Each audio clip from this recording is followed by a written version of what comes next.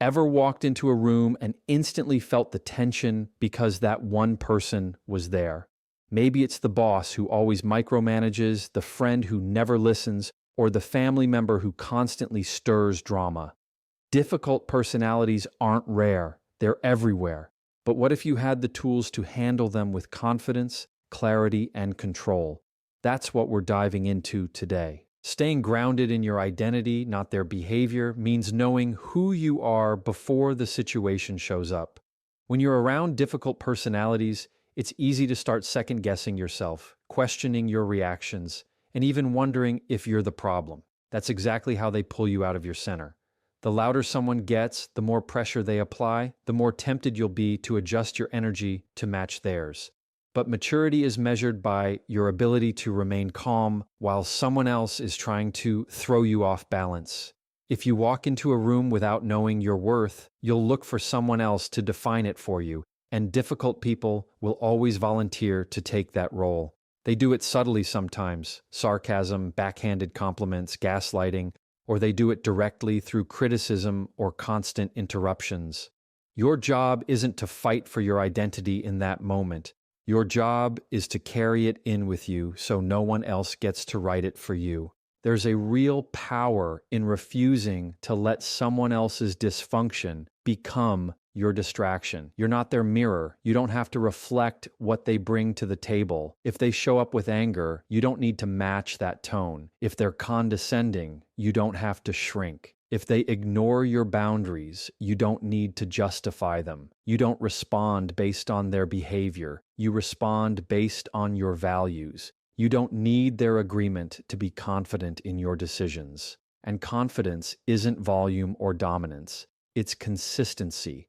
It's knowing that no matter how they show up, you won't trade your peace to match their chaos. If someone's pushing your buttons, it's because they want to control the reaction. And the second you let your emotions take over, you hand them the remote. Staying grounded isn't about being passive, it's about being anchored. Anchoring yourself looks like preparing mentally and emotionally before interactions happen.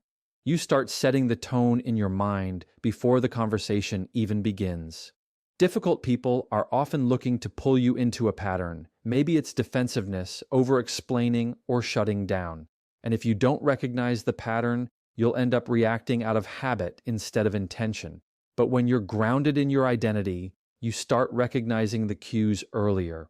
You notice when the temperature is rising. You recognize when their questions are designed to corner you, not to understand you. And instead of trying to fix them or prove yourself, you start managing your own position.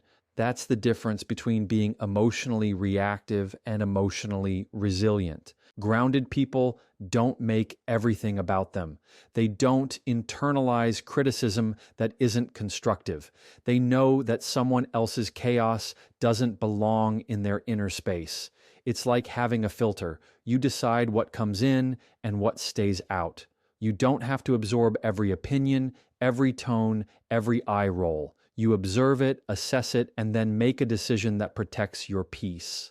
Difficult personalities want you to play a role in their story, but being grounded means you stay in your own script. You don't have to become the villain, the doormat, or the rescuer. You get to choose who you are in that moment, and you get to do it without making a scene. It also means not letting your value fluctuate depending on how someone else treats you.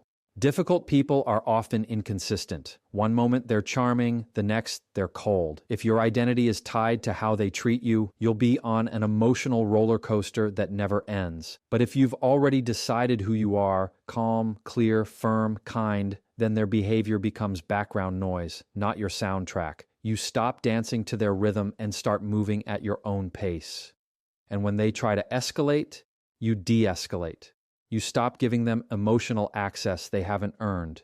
And when they realize you're not playing the old role anymore, their control begins to fade. Being grounded also means staying aligned with your values, even when it's uncomfortable. It's not about being right. It's about being rooted. You're not proving anything. You're maintaining something. You're protecting your own mental and emotional space. You're showing up with intention, not reacting out of impulse. You're choosing how you want to show up, regardless of how they behave. And even when it's hard, even when you're misunderstood or dismissed, you keep standing firm in who you are. That's not weakness, it's discipline, it's emotional leadership, it's self-respect in action. And it builds a reputation that says, this is someone who knows who they are and doesn't need chaos to prove it. Mastering the pause is one of the most underrated skills when dealing with difficult personalities because the moment someone challenges you, disrespects you, or tries to provoke you, your instinct is to jump into defense mode. That's what they're hoping for. They want you to react fast, loud, and emotionally because that's when you lose control of the situation and hand over your power. But when you pause, even for a breath, you disrupt that pattern. You create a gap between stimulus and response.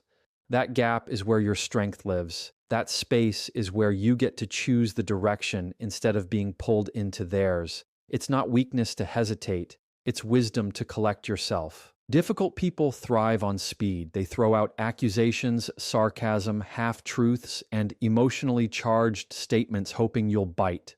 But the pause says, I'm not playing that game. It says, I'm aware of what's happening here, and I'm not going to give you what you're trying to get. When you don't respond immediately, you start to see the patterns more clearly. You notice the emotional hooks, you hear the manipulative phrasing, you recognize the way they twist conversations to shift blame or stir conflict. And instead of following them down that road, you take a step back and choose a different path. That's not just emotional intelligence. That's emotional protection. The pause gives you time to breathe, and when you breathe, you lower the emotional temperature. That breath is your anchor. It tells your nervous system we're not in danger, we're just in discomfort. And there's a big difference between the two. Discomfort can be managed, but danger triggers panic. Difficult people want you panicking. They want you reacting from emotion because emotional people are easier to manipulate. But when you master the pause, you train yourself to stay in control even when everything around you feels chaotic. You start responding with intention instead of reacting out of habit. It's in the pause that you ask yourself the real questions. What do I actually want to say here? What's the outcome I'm aiming for? Is this a conversation worth having or a trap I need to exit gracefully? Difficult personalities often drag you into arguments that don't serve you. They bait you with tone, with guilt, with silence, with pressure. But when you're pausing, you're no longer reacting to the bait. You're evaluating the intention behind it.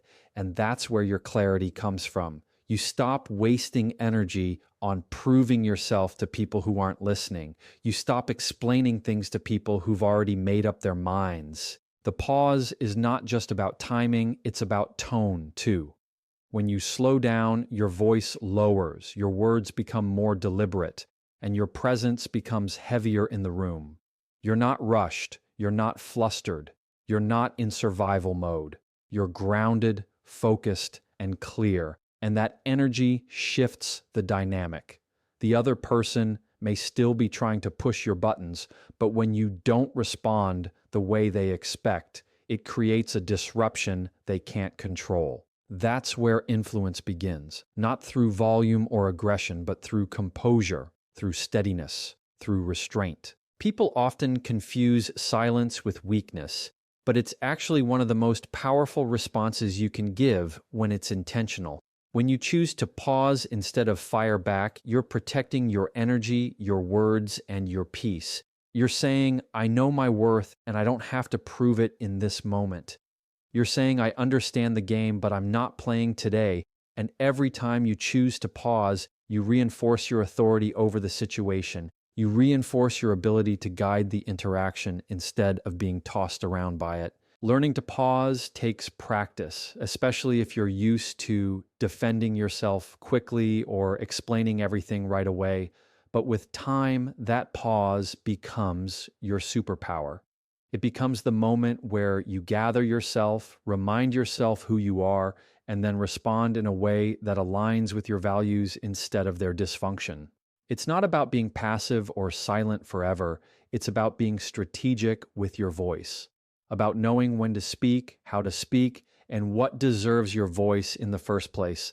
And that kind of control doesn't just protect your peace, it commands respect. Setting invisible boundaries through tone and clarity is one of the most powerful things you can do when dealing with difficult personalities because it allows you to communicate limits without ever needing to raise your voice or announce them out loud. Boundaries aren't always about saying no. They're about how you carry yourself, how you speak, and what kind of energy you bring into the room. When your tone is calm but firm, when your words are clear but not defensive, you're letting people know exactly where the line is without having to draw it in neon. Difficult people pick up on energy fast. They're reading your posture, your tone, your expressions, and if you're unclear or inconsistent, they'll use that as an opening to push further. Clarity shuts down confusion and manipulation. When someone tries to twist your words or play mind games, clarity doesn't give them room to move. It's not about giving long explanations or justifying your feelings.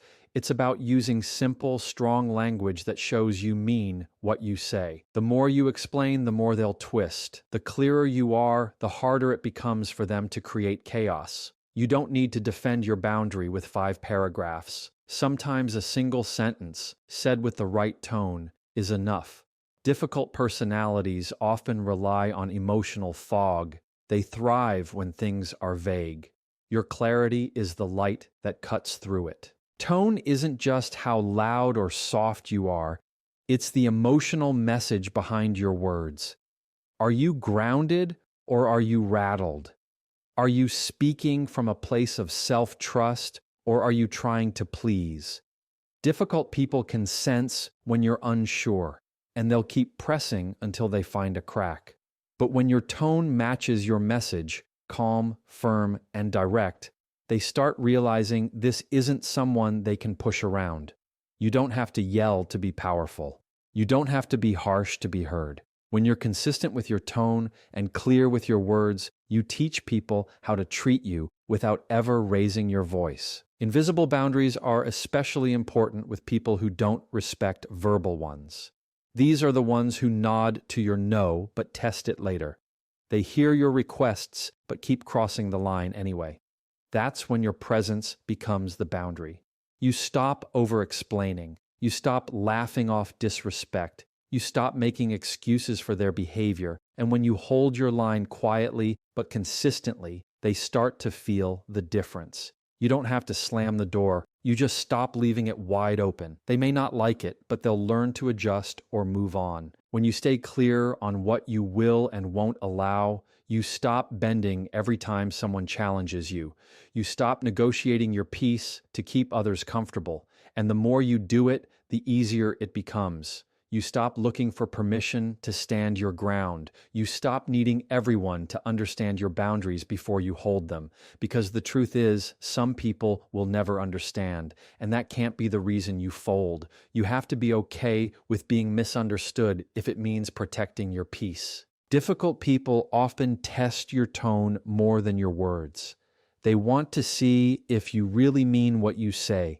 If your energy doesn't match your boundary, they'll know it's not real. But when your tone carries weight, when your clarity cuts through the noise, you become someone who can't be easily manipulated. You become someone they think twice about pushing, and you do it without aggression, without drama, without losing your cool. That's the strength of invisible boundaries. They don't require performance. They just require consistency. This approach works because it's less about confrontation and more about alignment. Your internal boundaries become external behavior. You're no longer reacting, you're responding with precision. You're choosing your words, owning your tone, and holding your ground quietly. That's how you deal with difficult personalities, not by overpowering them, but by refusing to be moved by them. You stay rooted, stay clear, and let your tone and clarity do the heavy lifting for you. Don't chase peace. Create it through consistency, because when you keep running after calm in chaotic situations, you're placing your peace in someone else's hands. You're hoping they'll behave better, speak softer, show more understanding, and when they don't, you're left feeling powerless. But peace isn't something you find in other people's behavior. It's something you build by showing up the same way no matter how others act.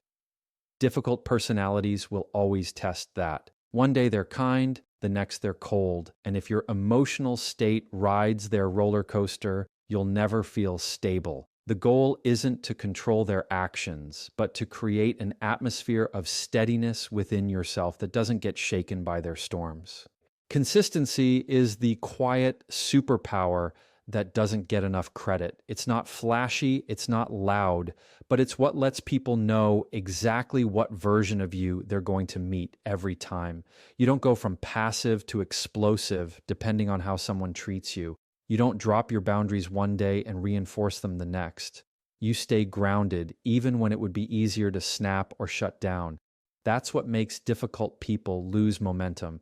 They can't play games with someone who refuses to change the rules just to keep the peace.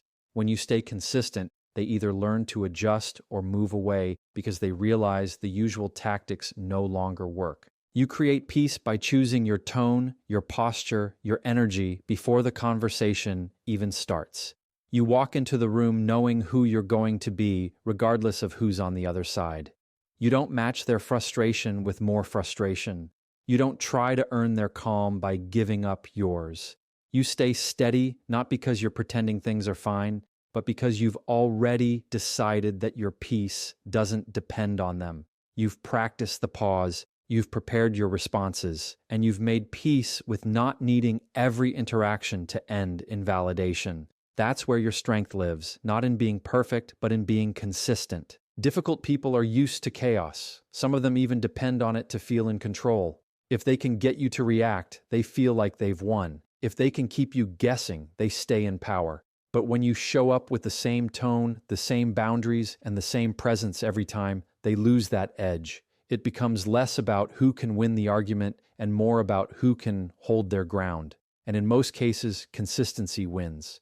It might not feel like it in the moment, but over time, people start to respect what you reinforce. They may not like your calm, but they'll recognize its strength. The more consistent you are, the more confident you become. You stop walking on eggshells. You stop analyzing every word. You stop apologizing for having standards. That doesn't mean you become cold. It means you become clear. And clarity is what makes your peace sustainable. You're not trying to impress or appease anymore. You're choosing to show up aligned with your values, your priorities, your emotional goals. That's how you keep your power. That's how you stop depending on external situations to feel okay inside. Peace becomes your default, not your reward. You create peace by deciding you're not going to let emotional instability dictate your behavior. You're not going to negotiate your boundaries just to avoid discomfort. You're not going to change your communication style every time the temperature rises. Instead, you become the consistent presence that doesn't waver. You're not in the business of emotional rescue missions. You're not trying to fix people. You're showing them through your steadiness that you're not available for dysfunction. That kind of consistency is uncomfortable for some, but it's also magnetic because it brings clarity into the room. And the truth is, real peace doesn't always feel peaceful at first.